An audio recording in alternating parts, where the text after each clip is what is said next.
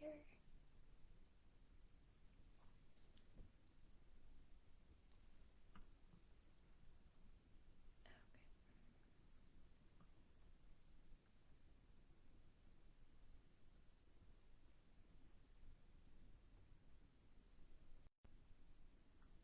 Okay, we are live.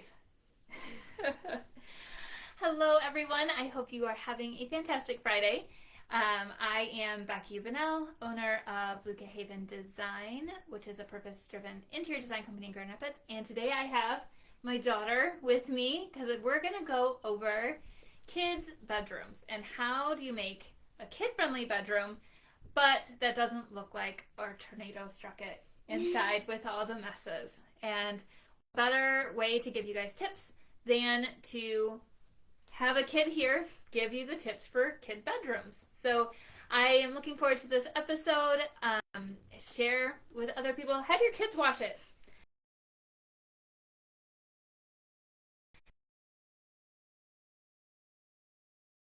Have a more kid-friendly room.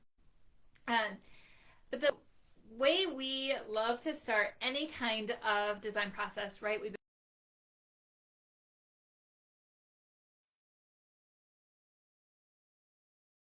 So, right, what do? I started asking you questions, didn't I? When we started designing your room, I said, what do you want in your room? What do you want to feel? We talked about what kind of activities do you want to do? We talked about all those things. So that's where you start with kids' bedrooms, is by simply asking them, what do they want in their room in the first place, and what do you want to do? What do you want to feel? Once you start talking to them, you'll start understanding sometimes the crazy things that they don't like. Maybe there was a picture on their wall that creates a bad shadow and scares them at night, and they wouldn't tell you unless you asked them. So the first place to do is ask them, and then get into your intention statement or your summary of what you want to do, how you want the room to feel, which drives the mood board, which we just finished up for your room, didn't we? And so it's grabbing those pictures that go with the intention statement and bring those pictures, or the pictures help bring the words to life. And that's where you start the design process. But we are here today to talk tips to help out other mamas and other kids with their bedrooms so that the tornado that usually exists on the floor maybe doesn't exist. So, you like when mama gives you a kiss at night, right? Mm-hmm. So that other mamas can do that for their kids too. But I wanted to ask you first, what has been the biggest thing for your room to make it a better place? Making it clean. Making it clean? What you just said a saying. What was it that you said? A clean room's a happy room. A clean room is a happy room. And was your room clean just probably a few months ago? No. There was stuff everywhere, wasn't there? What made you want to, at Baker's Book House, she picked it out on her own. I did not tell her to buy this book. But it has been a lifesaver. You dove right in. I remember I walked into your room and you're like, Mom, we're decluttering. And they were so happy. And how does your room feel after you've decluttered it? Great? And how long does it take you to clean your room? Like 5 minutes. 5 minutes, because you don't have as much stuff anymore. Mm-hmm. Yeah? And what's the biggest thing that helped you in this book? Like, what kind of things helped you from it? Like, you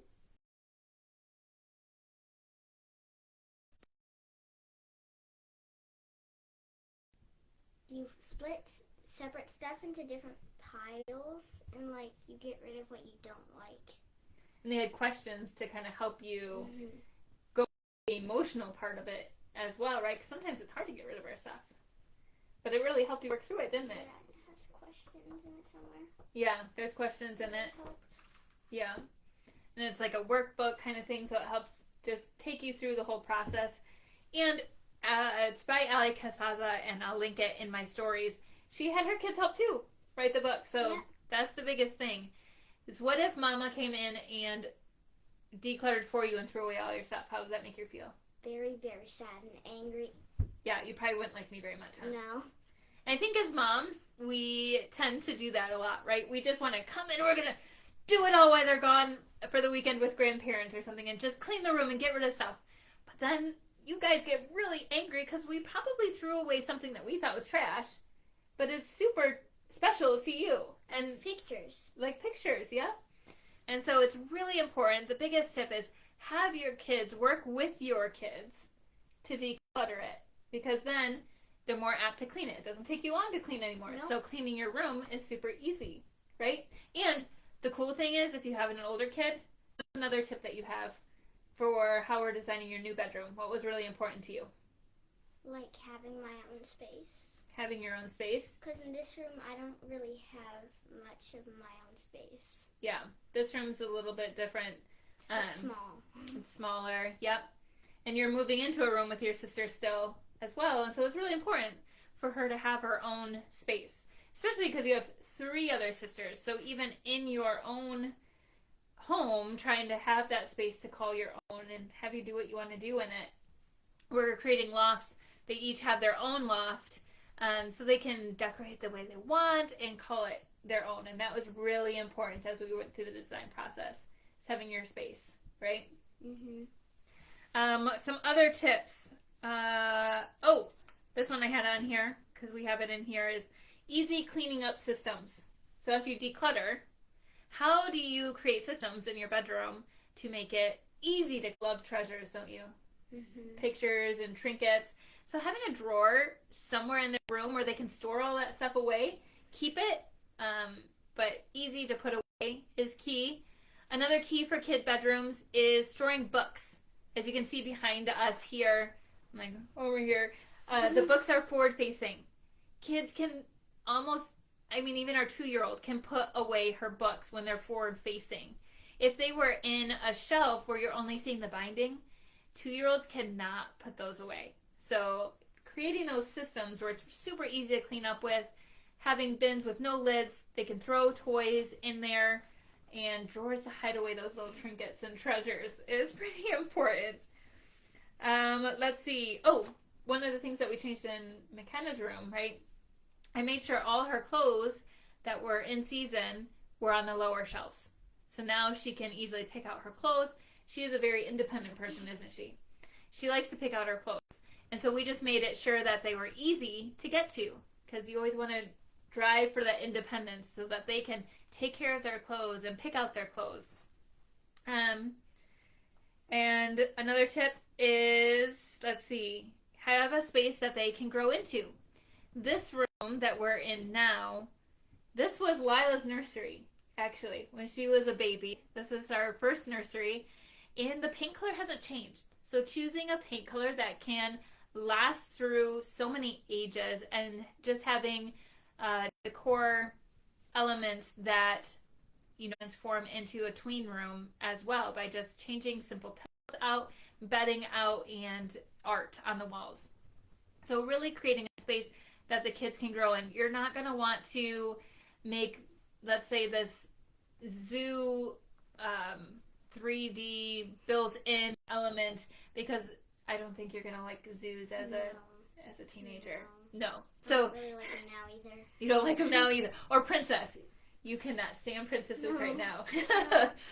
So making sure that you don't do something so permanent in a room that the kids can't grow up in. Otherwise, you're going to have to change it a lot, many times over the life cycle of them living with you. But sisters don't like to clean. What do you guys do on the floor here, usually? We like to play games. Play games. You play with your stuffies. Yep. And if you make sure that there's enough room for them to play, then they have that free space to make sure that their imaginations can just keep soaring and creating new things. They have sister nights here, so there's plenty of space on the floor where they can play and sleep and read stories. Lots of room. It's not too cluttered where there's no space for them to spread out. Another tip, it may not look like it here, but make sure that your rooms aren't too busy and bright. We're trying to make sure that these are also rooms that they can feel calm and can sleep in. And so even though the pillows on your bed are kind of bright, the walls in the room are kind of soothing. Are soothing. Yep. It's a lighter purple, soothing purple. And they have, comfy bedding that's softer inside underneath the blankets. those fun pillows that really help with the imagination, but they can put them away at night and create a more calming atmosphere. So making sure that your room isn't too bright that they can't fall asleep in, and you don't want to increase their energy while you're trying to put them to bed. You want to kind of decrease that energy to get them to sleep. But I think our biggest tip out of all this is just asking you, right? Involving you in the design process, involving you as you're creating new rooms or changing up the room you have, is asking. For instance, we asked you what you wanted in your room. Remember, you wanted a desk really bad. Mm-hmm. So just asking, what do you want?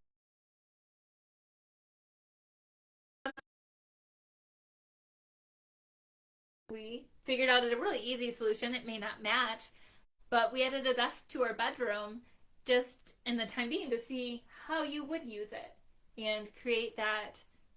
We did that in a weekend. Eventually, took us a while to get the desk up here, but just asking them, what do you want to do in your room that you can't? What would make your room feel better to you? And what colors do you like? All those kind of fun things. I think that's the biggest tip that we can take away, after, of course, decluttering, because that was your favorite part, right? Do you have anything else that you want to tell kiddos about their room on how to make it better? And it's okay if you don't have any, but I figured I'd ask you one last time.